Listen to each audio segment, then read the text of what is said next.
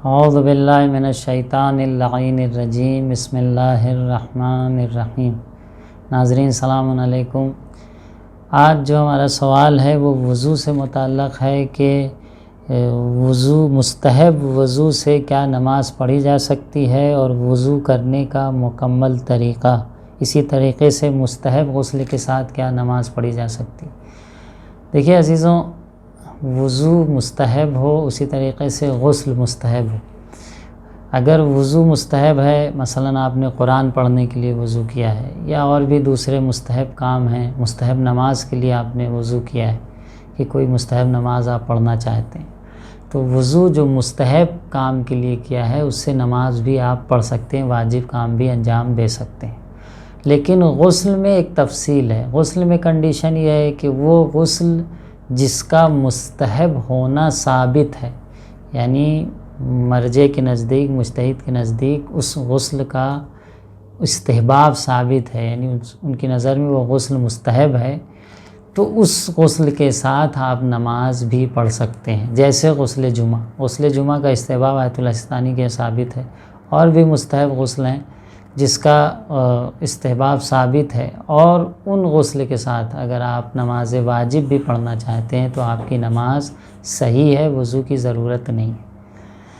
ہاں، یہاں پہ ایک سوال یہ بھی ہے کہ اگر کسی نے واجب غسل کیا ہے، مثال طور پہ غسل جنابت کیا ہے اور وہ نماز پڑھنا چاہتا ہے تو کیا وضو کر سکتا ہے؟ تو غسل جنابت بھی اجازت نہیں ہے۔ اگر کسی شخص نے غسل جنابت کیا ہے تو وہ نماز کے لیے وضو نہیں کر سکتا، وہاں وضو بے جا و بے محل ہوگا، اور اگر یہ سوچ کے کرے کہ شریعت نے ایسا کہا ہے تو یہ کام بدعت اور حرام بھی ہو جائے گا۔ اور ایک بات، وضو اور غسل کا مکمل طریقہ کہ جو ہمارے معاشرے میں کبھی ایسا دیکھا جاتا ہے کہ لوگ وضو میں بہت غلطیاں کرتے ہیں، اور یقیناً جب ہماری طہارت صحیح نہیں ہوگی، ہمارا وضو صحیح نہیں ہوگا، یا ہماری طہارت و نجاست کے مسائل میں ہم رعایت نہیں کریں گے تو ہماری نماز بھی صحیح نہیں ہوگی۔ اس لیے مومنین کو چاہیے کہ اپنے وضو، غسل اور نماز کے جو ضروری مسائل ہیں ان کو سیکھنے کی کوشش کریں۔ یہ بابرکت مہینہ ماہ رمضان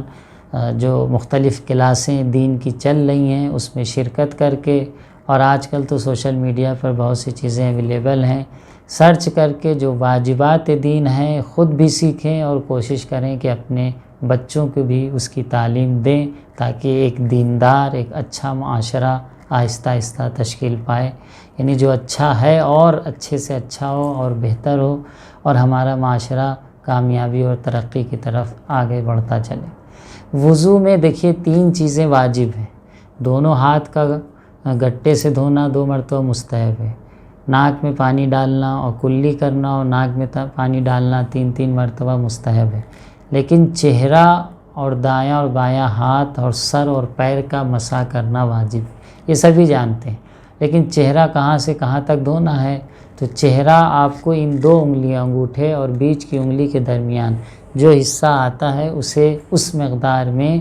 چہرہ دھونا واجب ہے۔ احتیاط کے طور پر آپ دائیں بائیں طرف سے بھی دھو لیں، اور چہرے میں ضروری ہے کہ آپ اوپر سے نیچے کی طرف چہرہ دھوئیں۔ اگر چہرے پر داڑھی ہے مرد حضرات کے، تو اگر داڑھی اتنی ہے کہ نیچے کی کھال نہیں دکھ رہی ہے تو اوپر کا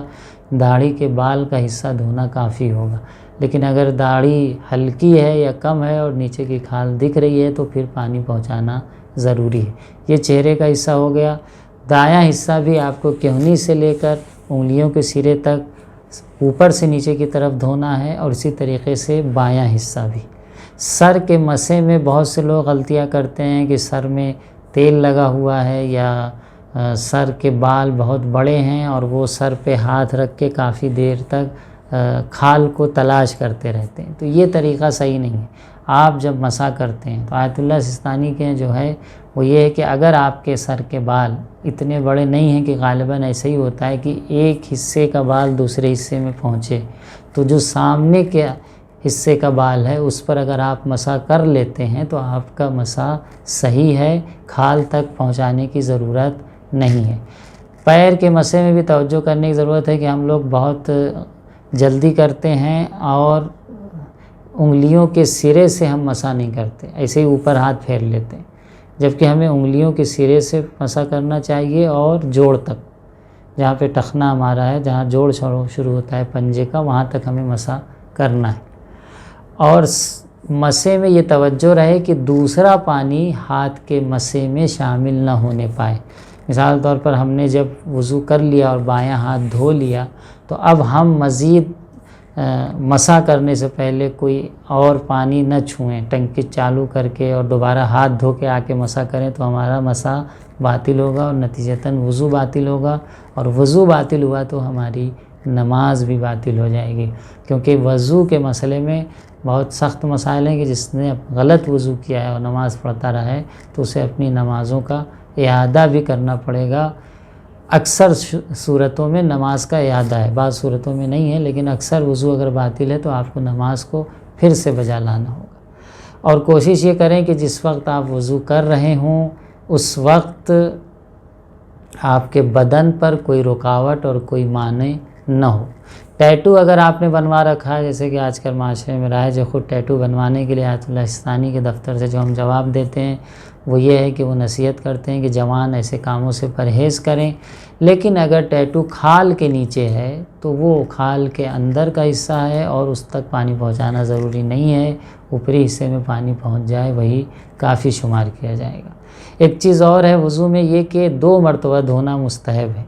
دیکھیے، اور پہلی دفعہ دھونا واجب ہے، دوسری دفعہ دھونا مستحب ہے۔ تو اس میں توجہ کرنے کی ضرورت ہے کہ وضو میں جو پہلی دفعہ واجب اور دوسری دفعہ مستحب ہے، تو واجب سے مراد یہ نہیں کہ ہم ایک ہی چلو پانی ڈالیں، بلکہ نہیں، پہلی دفعہ واجب کی دھونے کی نیت سے ہم 2-3 چلو بھی پانی ڈال سکتے ہیں۔ ہماری نیت یہ ہونی چاہیے کہ ہم پہلی دفعہ جو واجب ہے اس کو ہم دھو رہے ہیں، اتنی مقدار پانی کی جو ہمارے تمام چہرے تک یا تمام ہاتھ تک پہنچ جائے، تو 2-3 چلو بھی ہم ڈال سکتے ہیں۔ اگر کوئی 2-3 چلو ڈال رہا ہے تو یہ نہ کہیں کہ یہ وضو غلط ہے۔ پھر مستحب میں بھی آپ ویسے ہی کر سکتے ہیں۔ البتہ آیت اللہ سستانی کے یہاں بائیں ہاتھ کے وضو سے، بائیں ہاتھ کے مستحب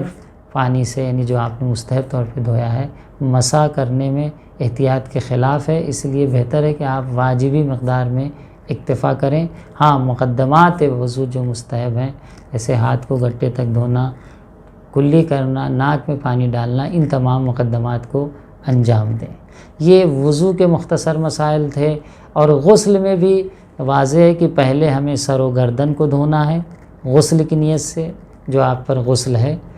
اور اس کے بعد دائیں حصے کو اور بائیں حصے کو۔ دائیں حصے اور بائیں حصے میں ترتیب آیت اللہ سستانی کے احتیاط مستحب ہے، یعنی اگر ترتیب رعایت نہیں بھی کیا ہے تب بھی مسئلہ حل ہے، کوئی مشکل نہیں ہے، تب بھی آپ کا غسل صحیح مانا جائے گا۔ واجب غسل ہو یا مستحب غسل ہو، دونوں کا طریقہ ایک ہی ہے، صرف نیت میں فرق ہوگا۔ اور آپ ایک نیت سے کئی غسل بھی کر سکتے ہیں، ایک نیت سے غسل جنابت، غسل جمعہ، کوئی اور مناسبت ہے، غسل روز عرفہ، کوئی مزید جو غسل مستحبات ہیں اسے بھی آپ ایک ہی نیت سے انجام دے سکتے ہیں، یعنی ایک نیت میں کئی غسل کو بھی انجام دیا جا سکتا ہے۔ تو یہ غسل کی مختصر معلومات تھی کہ پہلے ہمیں سر و گردن کو دھونا ہے اور اس کے بعد دائیں اور بائیں حصے کو دھونا ہے۔ ہاں، لیکن یہ دائیں اور بائیں حصے کی شرط جو آیت اللہ سستانی کے نہیں ہے، وہ صرف اور صرف غسل